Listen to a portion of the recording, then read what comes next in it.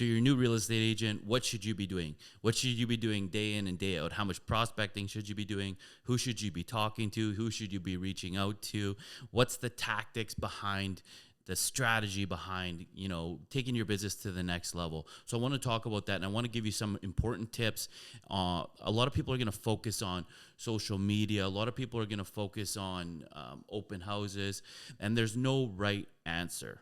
It's whatever you commit to day in and day out is going to make you successful. But let me give you some tactics. Let me give you some strategies as far as what to do as a new agent and where to create that blueprint for your first month, your first 3 months, your first 6 months in the business.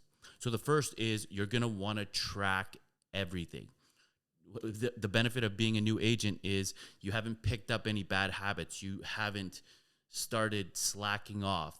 You're fresh, so you might as well start off on the right foot. So you want to track everything. You want to track your key performance indicators, leads generated, appointments set. From those appointments set, how many appointments were actually met?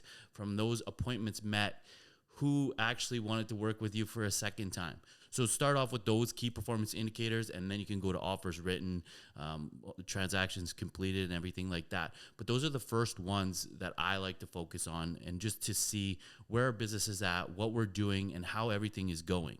Because if there's probably a hole in one of those buckets where you can actually see like, oh, I've generated a lot of leads, but I have no appointments. So focusing on those appointments is going to be very important for you, because that's the name of the game, getting those appointments and then following up with an actual client. It's easy to get an appointment and then never talk to that person again. Show them the house that they wanted to see Sunday at 3:00.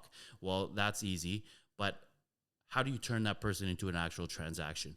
And that's what I want to help with. So tracking everything, that's going to be the first one. The second one is fairly easy as well, getting to know your local market. Now, you're new to the industry. You might not know a lot about real estate or the contracts. Heck, you've just went through the course. You might just not know anything. So it's important to get to know the local market and get to know what's going on. So you've got the data right in front of you with Paragon or your MLS or whatever you guys use.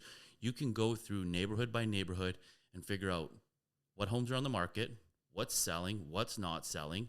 It's very easy to analyze the data and find out what's going on with the real estate market. And even if you're geofarming, which we're going to go through in another video, if you're geofarming, get to know that specific area. And then who's the demographic that is moving into that area? If you want to focus on Windermere, for example, who's the demographic of the people that live in Windermere? So it's going to be a lot of a younger demographic versus Glenora or Kenora or Grosvenor or something like that. So you want to get to know the neighborhoods, get to know the market in general. So you want to know the market inside and out, because people are going to ask you this question all the time. How's the real estate market? You better know how to answer that question. So the real estate market is blah, blah, blah, blah. Sales are up, sales are down. What we're seeing is, and people see statistics all the time. Don't get so hung up on statistics. Tell them what it means for them. So analyze the market. What does this mean for Mr. and Mrs. Seller? What does it mean for Mr. and Mrs. Buyer? Interest rates are here. Sales are here. Like last year, sales were probably up by 20%. And well, guess what's happening right now? The average, the median price of homes that are selling right now is actually down by 4%. And in some areas, it's down by as much as 10%. So most people won't even know that the price of homes are down. So it's good to know that. It's good to analyze that. Your local real estate board is going to have statistics every single month. Make sure you're looking at those and then posting about them. The best way to get to know something is to learn it, to teach it. So learn the statistics every single month so that you can teach it to your clients. When somebody asks, how's the real estate market? You can teach it very well. So get to know that local market. That's super important. The third's going to be build that database. You're going to have somewhere to put that database, right? So you got to have a CRM. You got to have a client retention system. You have to have it. Early on in my career, I was using Notepad and trying to keep track of everybody here and everybody there. You have to have a client retention system. You got to have a client management system. You got to have a drip campaign that goes out to these people.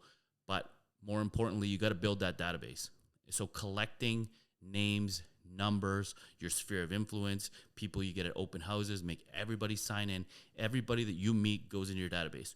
Would you benefit from some value on the market, or would you like to know what's going on in your local market? Great. How about if I set you up on my monthly newsletter that I send out to my clients? Would you see some value in that? Great. Let me grab your email. Is it Gmail or is it Hotmail? Great. What's your phone number? 780-587. Perfect. You've got that person. Put them in the database. Don't forget, our team did a contest 1 month where the whole team would go collect all the people that they could put in their sphere of influence. Well, guess what happened? The winning person had 300 and something people to put in their sphere of influence. They didn't put anybody in their sphere of influence, or they didn't put anybody in their database. So make sure you're putting everybody in that database. Make sure you have value going out from that database. Your database is now your business. That's your book of business.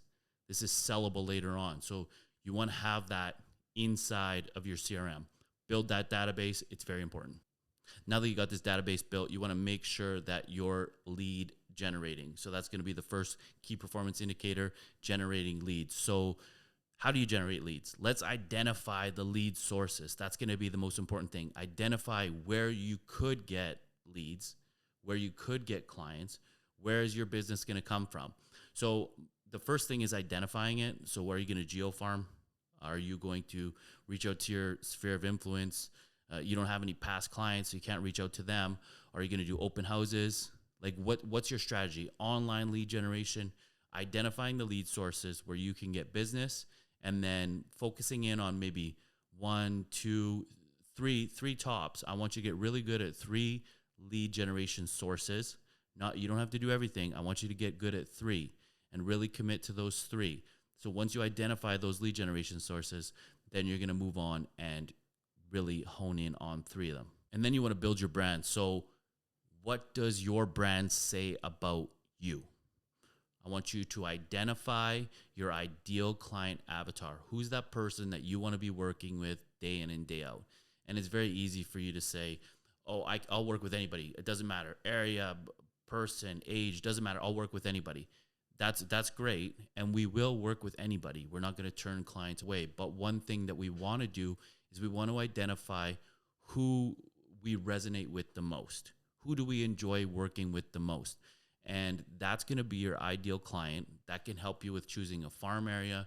That can help you with open houses that you choose. That can help you with who to reach out to. So you want to identify your ideal client, and then you want to build your brand around that. So what does that ideal client look for in real estate information? What kind of videos could you put out? What kind of architecture are they looking for? What really interests them? Is it fun? Is it coffee shops? Is it microbreweries? Is it ravine trails? Who's that ideal client? What are they looking for? Build your brand around that. So is your ideal client middle-aged person of affluence? So they're looking for very professional. Then your videos need to be very professional. Your brand needs to be very professional, because that's what they're looking for. They're expecting lawyer-like service. Or are you really focused on first-time home buyers? Then it's less professional. It's more fun. It's more easy. It's easier for them to get into the market. It's easier for them to reach out to a real estate agent who looks like fun, somebody who does wacky stuff on the front lawn of the sold property. That person, that will resonate a lot more with them than the professionalism. The professionalism might be a little too much for first-time home buyers. They might just be scared to contact you in the first place. Remember, you want to be as easy as possible to reach out to on all channels, phone, social media, website, whatever it happens to be. So once you have that ideal client avatar, build that brand around it and make sure that the brand is genuine. People will see through it. If you're not a professional person, don't do a professional brand. If you're a wacky, crazy, funny person, do a funny brand. Do different branding, different logos, different fun stuff that really shows off your true character. Those would be the biggest things. And I want you to be accountable. Be accountable to yourself and make sure you're holding yourself to what you want. So everybody's going to have goals. Hold yourself accountable. If you're a solo agent, you're not going to have somebody there to hold you accountable. So you want to hold yourself accountable to whatever you want in real estate and make sure that you're providing value to your clients. So this is going to be very important. The name of the game is value. People are going to come to you as a valuable source. When they think about real estate, I want them to think about you. I want them to think about information. I want them to think about that you are the resource. You're the one-stop shop. You're going to give them information on the real estate market. You're going to get them a mortgage for the best price. You're going to get them an inspector for the best price. You have contractors, everything. So be of value to your clients. Let me know how that works out for you. Have a great day.